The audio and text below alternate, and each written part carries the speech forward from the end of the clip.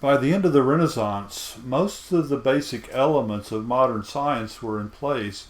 However, there still was not a mechanism, a method for science.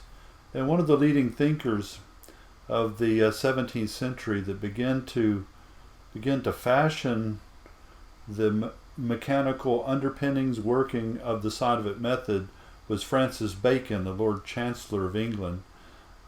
He believed that we could use our inductive reasoning abilities to create theories, and then we could use our deductive abilities not just to derive conclusions from theories as a philosophical system, but this is the key point, that we could actually test those very philosophies by deductive predictions made from our theories.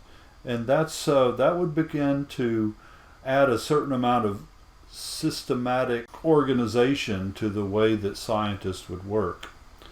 It's interesting also that Francis Bacon believed that as Christianity restored our innocence that was lost in the Garden of Eden, that he believed that this new way of thinking, this new way of reasoning, what would become known as modern science, could restore our dominion that we lost in the Garden of Eden.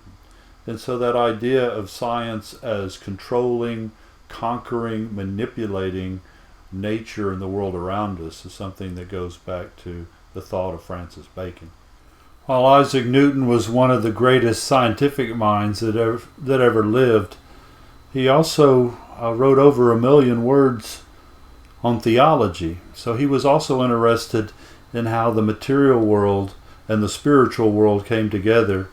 He's most noted, though, that for the fact that he gave us a codification, a organization of many of the basic laws and principles of how the world works. And because of that, Isaac Newton and the Newtonians that followed after him created a vision of the world as a giant clockwork, something created by God that ran on its own accord, and God only came in ever so often as the God of the gap, so to speak, and tweaked his machine, his clockwork universe. And so as that develops throughout the next few centuries, it begins to create a very mechanistic view of the world around us and the world in us, where we begin to become to be seen as chemical, electrical machines.